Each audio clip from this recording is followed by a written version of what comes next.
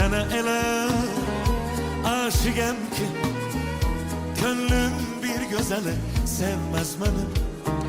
Sən olmazsan gündüzüm qaralıb gecə olacaq, heç bilmirəm.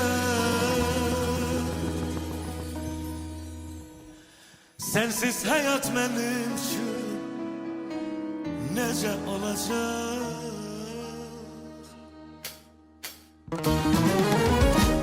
Doğrudan ayrılıq ölümdən beter.